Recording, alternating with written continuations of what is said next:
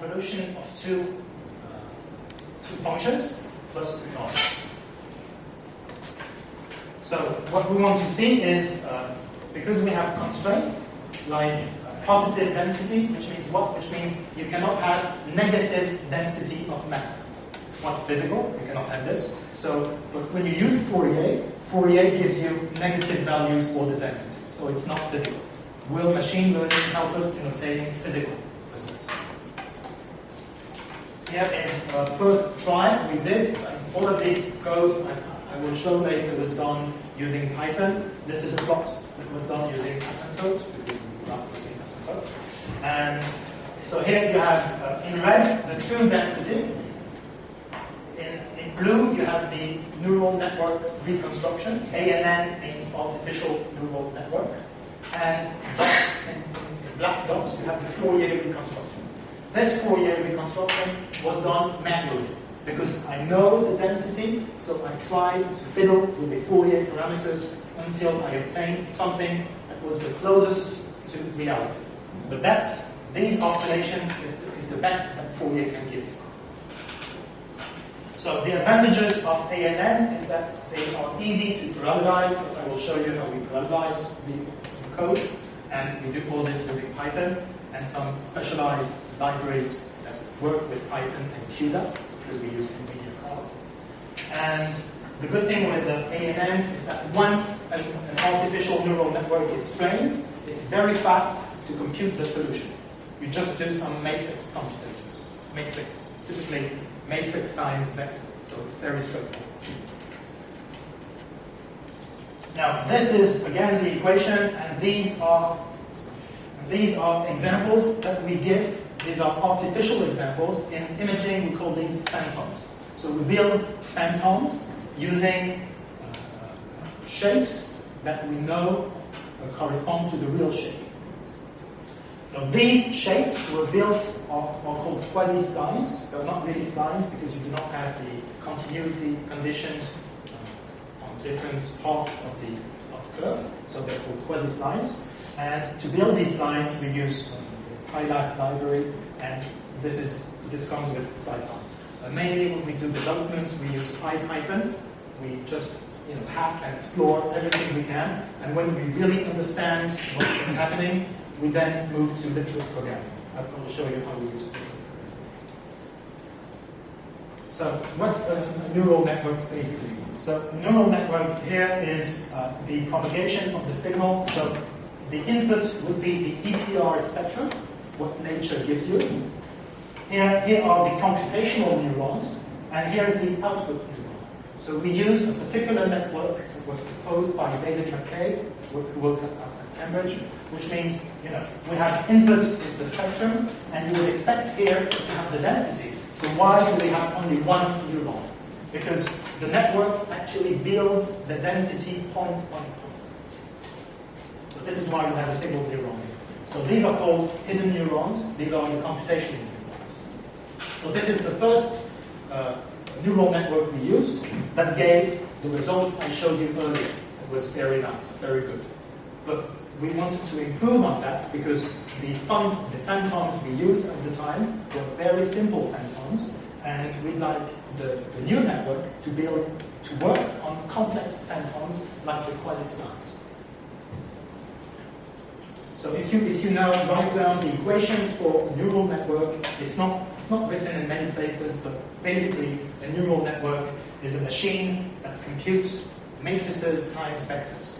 So this is very important because if you use a neural network with a few neurons, then you don't care if it's a matrix vector computation. You can do any kind of loops, anything will work because you have so few neurons that the computation goes very fast. But it's not possible to do this anymore when you have millions, when you have large data sets you want to go through. So you want to optimize. And the first thing you think about to optimize is parallelization. And the first thing you have to do when you want to parallelize the code is to first look, is it possible to write this as a matrix vector computation? Where are the matrices? Where are the vectors? Maybe where are the tensors? The tensor is a more than two-dimensional matrix. So this is the basic function of a neural network. So this is what we need to do the parallelization. Matrix computation and the mapping. And the mapping, of course, is very easy to parallelize because the mapping is independent of all the elements. It's independent. So what we use now for deconvolution is a particular kind of neural network called the reservoir network. It belongs to the paradigm of reservoir computing.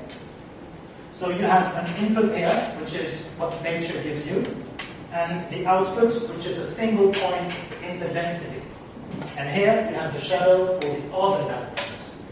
Because what we use, in fact, is a reservoir with an architecture called fly-eye architecture.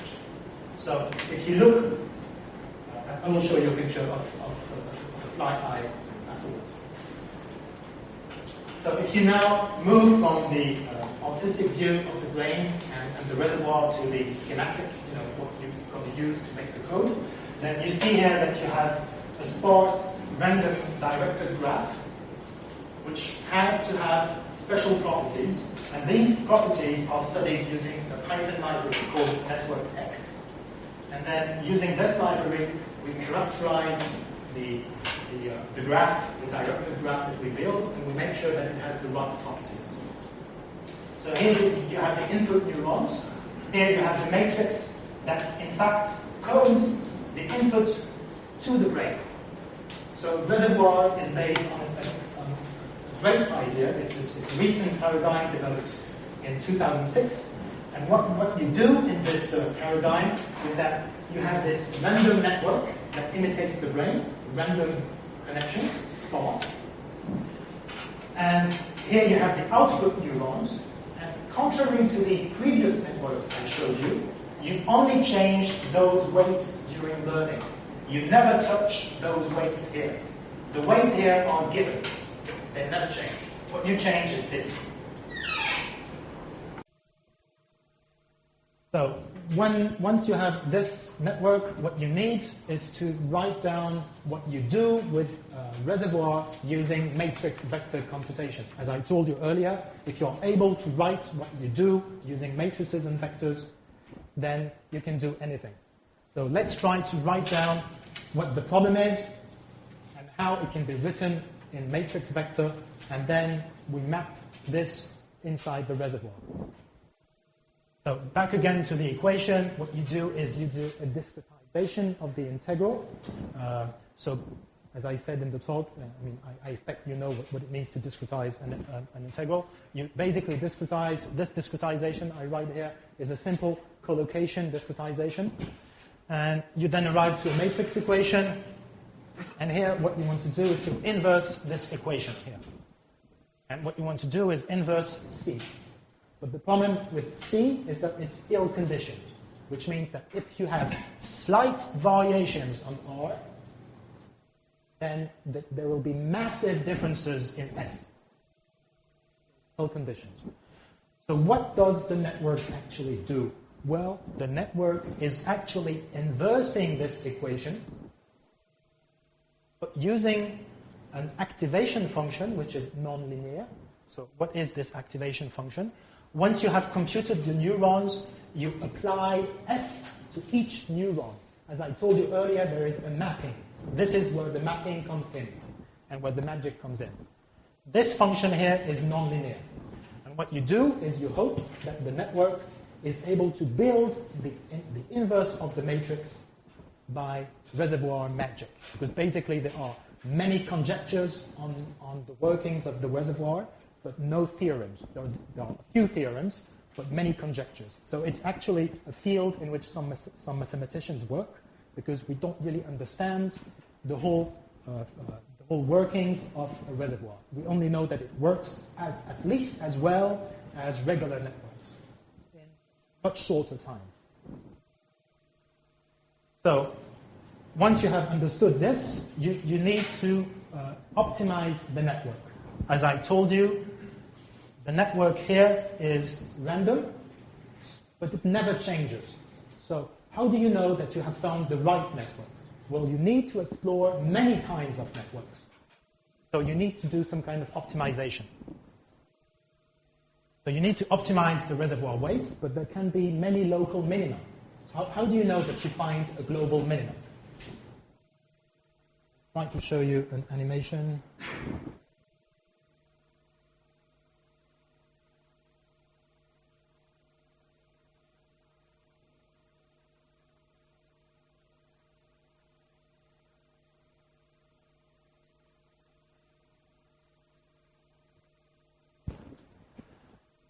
So, here is a small animation.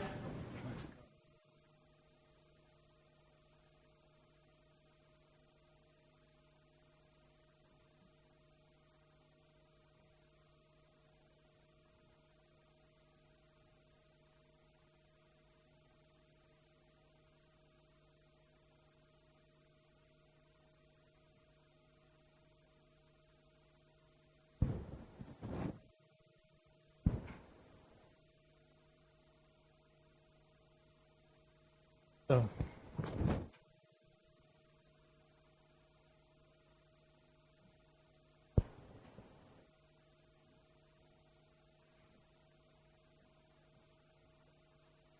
okay, so what's happening here? You have a function here. You have many local minima, and you have only a single global minimum. It's at the center here. So, how do you manage to find the global minimum? Well, we use a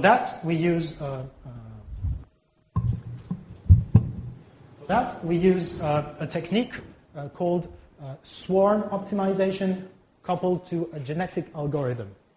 So here you have a swarm here that evolves in time, and each of these particles goes to a new place by genetic variation, and we minimize locally, and we find the local minimum.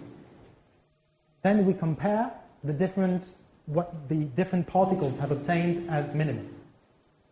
If a particle is better than another one, it calls the other one, like in a swarm. And using this, you see that in the end, you have a very fast convergence to the global minimum, even though you start from very far away. So this is another function that is used for testing global minimizers. It's called the foxhole function, because it's very flat, and you only have a few holes. And the real minimum is here. See that I start with a very few particles, and none of the particles is in the global minimum. But then, thanks to this swarm optimization, I find the global minimum. So here is another example, but in this example, you will see that the particles do not converge to the global minimum. See? Of course, the algorithm can fail. It's not fail-safe. So what you want to do is to make sure that you generate many minimizers, many global minimizers, and you hope that among all the many minimizers, one of them will find the true global minimum. Okay? Right. I like to watch these movies because, you can see the swarm converging. It works like magic, and the algorithm behind is very simple. This code was written using EuroPython, using the PyLab library, and it runs very fast. One day, I learned about the algorithm. At the end of the day, I had these pictures, and I was happy, and I knew that I was on my way to finding the global minimum. So here is another big function. You have many local minima, many maxima, and you try to find the real minimum, which is here. So sometimes the convergence can be very slow, so you need a long time. You need many iterations. So this is why you have to parallelize the code. Otherwise, it's no hope. So you have to understand one thing, is that many techniques that were developed a long time ago could not be applied a long time ago because there was no computational resource to make the algorithm work. But now we do have the computational resources to make special algorithms, heuristic algorithms, work.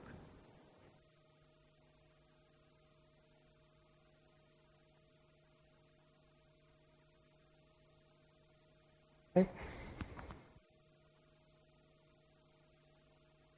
So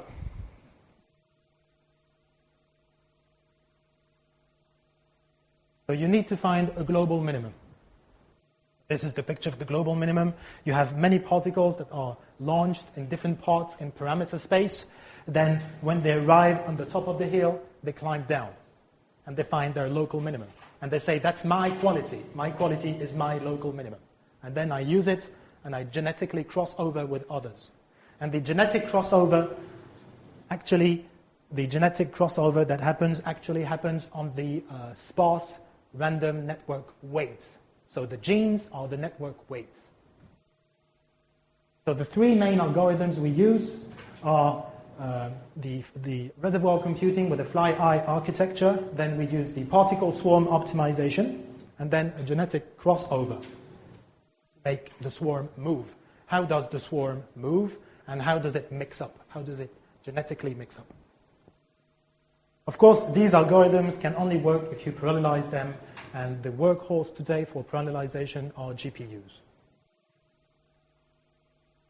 Then, in the end, after this, I will show you the software and the hardware architecture we use. In the end, once you have many candidates, how do you choose among all the candidates? So we use a particular technique that imitates what Watson does to Watson beat human participants in a game called Jeopardy. Jeopardy is a game that is based on things like what's the size of Italy, okay, that's easy for a computer, and other questions which are based on wordplay, on ambiguous meanings. So, and at that game, Watson just beat the crap out of the best humans that ever played at Jeopardy. So what Watson does is that it has many algorithms, all the algorithms select a candidate answer, and then if one answer has a probability higher than 50% of being true, then Watson buzz. If it's lower than 50%, it doesn't buzz. So we actually developed something similar. In the end, we have many candidates. For all the iFly architecture, we have candidates that claim they have the right answer. Then we have what we call a possibility estimate. It's not a probability. Has nothing, I mean, it has to do with probability, but it's called the theory of possibilities. It's not the theory of probability. And so we use the theory of possibilities to build the matrix. And in this matrix, we select the one that has a possibility higher than 0.5. And to do that, we have a very large matrix. It's very large, and we want to find the lowest in all the lines. And for that, we use the argmin function, which is called the parallel row reduction. Because you have this big matrix, and you want to find the minimum on all the lines, so you want to reduce the matrix to a single column. This is called argmin, and you have a very good row reduction functions that work on the CUDA library, are linked to Python. So it's very easy to test. Okay, so this is the fly eye here. So you see an eye here, which is made of many cells called, each cell is called an ommatidium. And all of these cells are here. Each of these cells specializes in the reconstruction of a single point in the density. Of course, all of these are computed in parallel. When you want to parallelize, you have to be obsessed with matrices and vectors. You just only think about this. Where are the matrices? Where are the vectors? Where are the mappings? Where are the reductions? If you find these, it's good. And for that, we use the library called PyCUDA, Python CUDA. It's a wrapping around the CUDA library. Very easy. You have to think that I'm not a professional programmer, so I want something that works easily. And PyCUDA is just fantastic because you can test all of these IDs in a few days. Otherwise, I remember when I first looked at GPUs a long time ago, you had to look at the assembly code for GPUs and stuff like that. It was just horrible. And for me, I couldn't work on that. It's not possible for me. So then when this came out with the corresponding cards, GPU cards, it was just fantastic. So here is just a fast summary of what we do and all the algorithms. And in each step here that you see, everything we do, Python intervenes. Python libraries, and sometimes in very small places you have little codes written in C, but the code written in C is in fact wrapped inside PyCUDA. It's called a kernel, a C kernel, and it's useful to have a little C kernel when you do not have an existing function that does what you want to do. So sometimes I'm obliged to write a few lines of C, but when I write those few lines, it's nice C, because it's C when it's useful. It's not C when you have to do things which are, everywhere, which frightens me. So it's just C when you have loops, simple things, good things for people like me who are not expert programmers. So this is general algorithm. So now, literate programming. All of this, if you look at this big algorithm, it's very big for a single brain. So in HPU for Science, there's a little core team where about 5 people working on it, with a few people working on the general framework for hardware and stuff like that, but we only have 3 people programming. So these people have to have everything in the brain. And to hold everything like this in one single brain, it's not easy. So we have to help ourselves with a programming paradigm called literate programming. This I discovered with Donald Knuth, who is a very famous programmer with So Donald Knuth wrote about literate programming.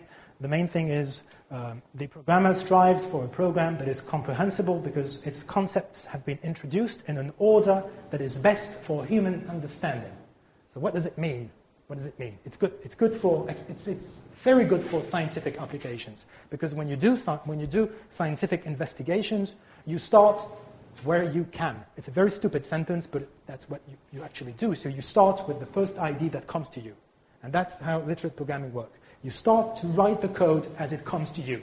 Oh, I have to do this, and then maybe I have to import some library. Let's import it now, and then you just do it as you like. So what does it look like? This is a code without literate programming. It's 3 lines. It's a kernel. It's a C kernel. Just to do some simple vector addition. Very simple, very straightforward. So what you have to remember is that when you use a GPU, the very nice thing is that all the cores in the GPU do the same thing, except that their index changes. They have an address, which is here, thread idx.x, that changes. So it's very simple. When you do vector addition, I will be the column position, and that will be mapped to the core number. So it's very easy once you understand that. So how do you write this in literate programming? Okay, this is simple.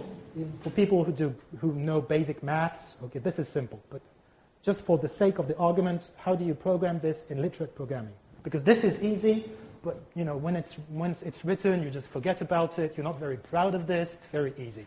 Let's get proud of what we do, and let's do something that we can show to the other people and say, "Ooh, that looks good." So these 2 pages correspond to the literate program that is equivalent to those 3 lines. But okay, I have added lots of stuff in it, and it's very nice. So what it does here is that I'm explaining the code to someone who is not even an undergrad, who comes from high school. He doesn't have, good memories of how vectors work. So I just explain to him what a vector is, basically. And then I explain a vector addition here, very simply. And then I say, so if you want to add those vectors, let's write the vectors as ui plus vi. This is where the code comes in. There is no import, no function, argument, declaration, nothing. You just write the code when it's useful for the presentation.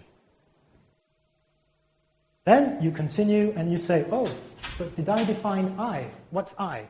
Oh, I is the position in the vector. It corresponds to the thread IDX. Let's go in the documentation. Oh, yes, thread IDX. So this is the definition for the thread. And then, it's C, so I have to declare the function, declare the arguments, declare a type. Let's do it now. Because this is not as funny as what we did before, but we can do it now. So we just split the code, went in an order that fit the presentation. Once you do this, you obtain the final code that I showed you earlier. And for that, to obtain this code, you use a program called NoWeb, which is an adaptation of the program written by Knuth called the Web. And that program is called NoWeb, and inside you have two sub-functions called NoTangle and NoWeave. NoTangle builds the code, and NoWeave builds the documentation. That's the code built by NoTangle, and that's the documentation built by NoWeave. So literate programming, just to go a little further in the argument, is here to help you reduce the complexity. When I read the archives, there's a very nice archives with the handwritten notes of Dijkstra on the web. It's very nice to read all of this. Sometimes it's funny. He's a very, very tough guy. He's not very nice always, but it's very interesting to read, and he has a very nice handwriting. So Dijkstra says, I hope that in the future, languages should deepen our understanding of the processes of design and creation. It should give us better control over the task of organizing our thoughts. It should help us because programs are big, should reduce complexity. And apart from literate programming, we also use a programming paradigm called reproducible computational research. It was proposed by many people, including David Donohoe, who is a big guy in signal analysis. And David Donohoe said that, a traditional scientific publication is incapable of finding and rooting out errors in scientific computation. Reproducible computational research, in which the full computational environment that produces a result is published along with the article. So you see, you publish an article, you publish the figures, and you have the code for the figures, you have the data, and you have the code that did the analysis of the data. All of this comes online, so anyone can check what happened. So now let's go to the software. So for the software, we use Linux operating system and ext4 for the root system and for the operating system in general. And for storage, we use BTRFS. That's a very personal choice because first I found BTRFS very cool. When you're not a professional programmer, you're little. Okay? So you try to find things that you find cool, and I found BTRFS very cool. And it turns out it was also usable. So I made the choice for BTRFS, but BTRFS has defects when you try to move data. If you move lots of data around, you can have data corruption. Things get weird. But we don't move data. We store it, we read it. We don't move it. So BTRFS in this kind of usage we have is very nice.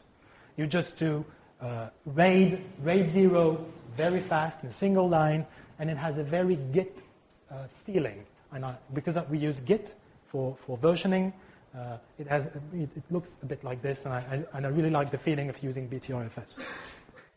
For development, we use editor. It happens we use Vim, but you could use Max also. Python for the language. PyCuda for the main Python library to work on GPUs. We use scikit, and we use the library we discovered recently called CUV, a very powerful library. It's based on C++ templates, very nice. We also use C for the little kernels, and we use Cython. Cython is magic. I will show you a little example of Cython, Cython is coupled with Sage. Very nice, beautiful. And for the literate programming, we use NoWeb, which has two sub-functions called NoTangle and NoWeave. For the data analysis, we use scientific Python, IPython, Sage, which is just marvelous. We are replacing Mathematica with Sage. It's very nice, and it has LaTeX built in. Very nice. And we use MayaVI for 3D imaging display. We use Asymptote for many schematics. And we use Google Docs for collaboration. It's a fantastic tool, Google Docs. Just amazing. You can work simultaneously on the document. It's just marvelous. The only defect it has is that it doesn't work so well with LaTeX. So, you have to have those PNG, images that you plug in, or sometimes you just write, have time to do anything better. But it's really nice. So if Google could work on the LaTeX, on the very nice LaTeX, it has a little LaTeX if you write some documents, but it doesn't look right. So, how does Cython work? Here is a very simple example based on a Monte Carlo integration. Monte Carlo integration, if you don't know about it, just read it on Wikipedia. It's just beautiful, breathtaking, very simple. Developed by Neumann and Ullmann among his friends. It's just beautiful. So here is a one-liner for a little Monte Carlo integrator, very simple. And here is the Python equivalent using loops. So what you do when you use Python is that, first of all, you hack a little line because it's always nice to have a single liner. Okay? Then you write a loop because that's how the world is. It uses loops. And then once you have the loop, you just siphonize the code. Siphonize, I call siphonize, is just typing. You type the variables. Here, if you look at the differences, you have a cdef to define f. So cdef means that the function is only available to the C. It's not exposed to Python. You will not be able to use f in the Python environment, but it's faster. And then you define the siphon function, which is just a typed version of the Python function. So how we work is we write the Python code, and when it works, but it works slowly, then we siphonize it. Very simple. So the system, Linux, as I told you, if because you don't have in high performance computing Linux rules. If you just something which is quite amazing, the CERN produces 1 gigabyte of data each second, and all this is dealt with a network of 100,000 computers using Linux. So good for them, it's good for us. BTRFS, I told you about it. Then ext4 because you need something very stable for the OS and to move data. This is an example of Python. These are the 3 functions I told you about. And how much time do you gain? You start with 11 seconds for classical Python, and you go to 0.12 seconds, just a factor 100. Just in one go. No thinking. Just type the variables.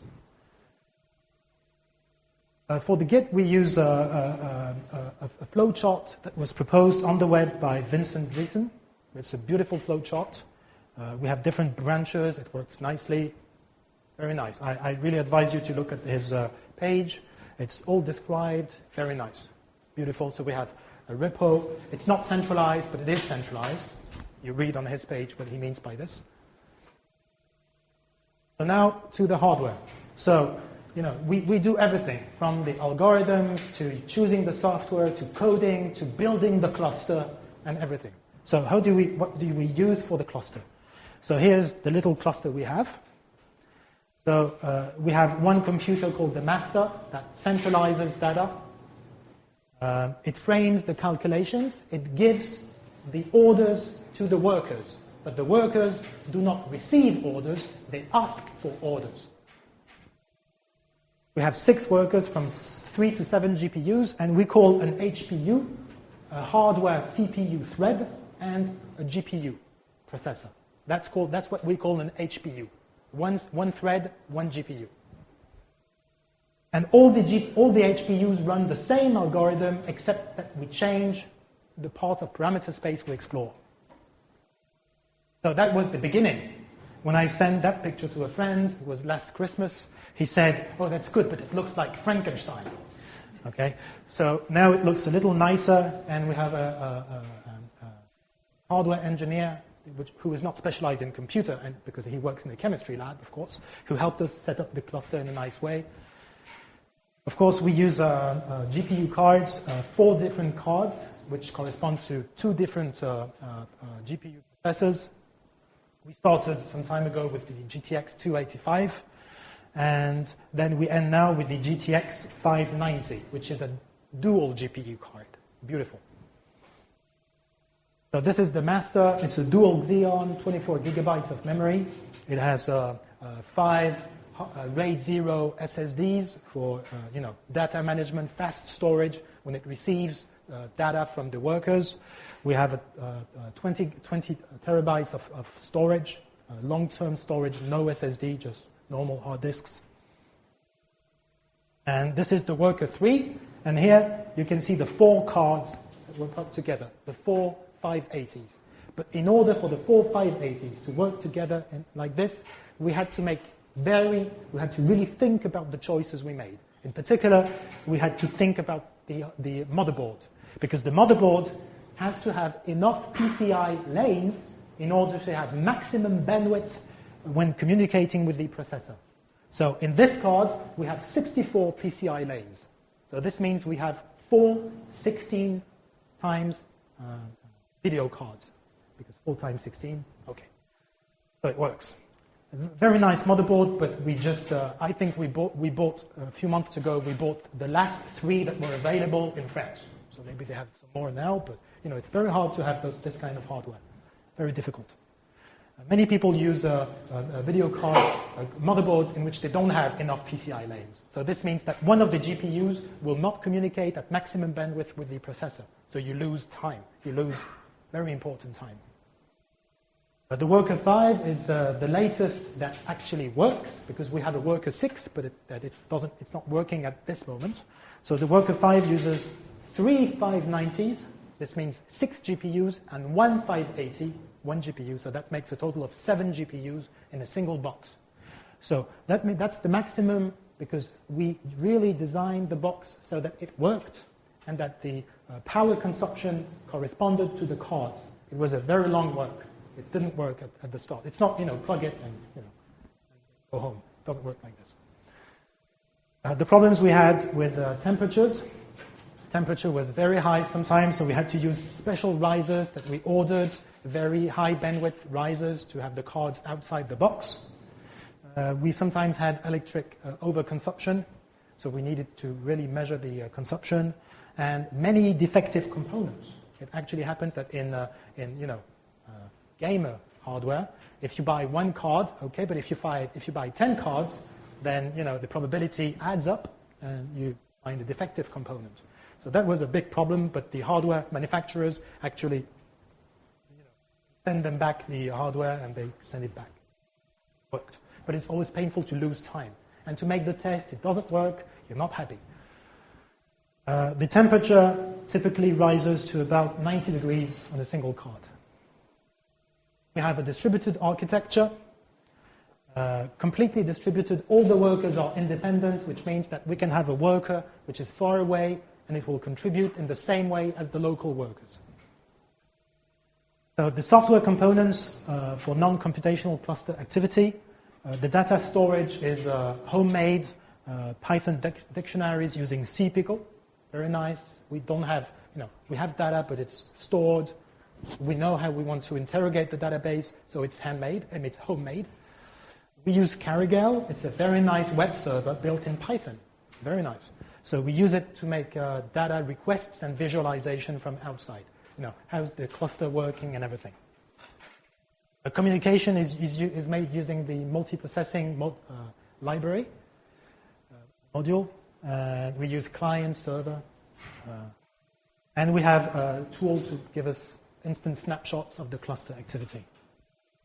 If you compare HPU for Science with Watson, 30,000 euros for HPU for Science. Watson cost about $22 million. The power, 35 teraflops peak, which means that in reality we reach 16 teraflops. 80 teraflops, 1,170 megaflops per euro, 4 megaflops per euro. Storage 20 terabyte, but I cheated a bit because these 20 terabytes, you actually have 15 terabytes of RAM. I only have 48 gigabytes, 60 gigabytes of RAM. So the short-term evolution is to test OpenCL with PyOpenCL. Apparently, I went to a specialized seminar. It's a little more painful to program in OpenCL. So because I'm not a professional programmer, maybe we'll stick to PyCUDA. Open source the code, of course. It's the whole thing of reproducible computational research. Move to the new cards, which speed will be twice as fast as the previous 590s. Very nice.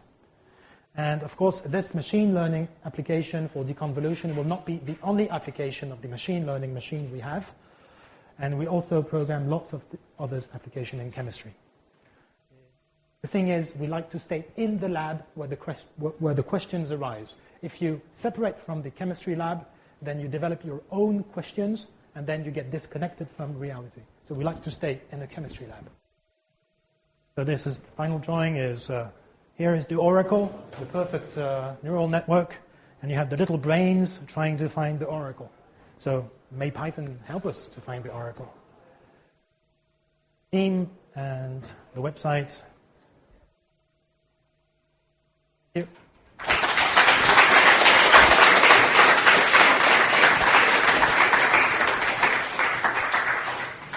Are there any questions?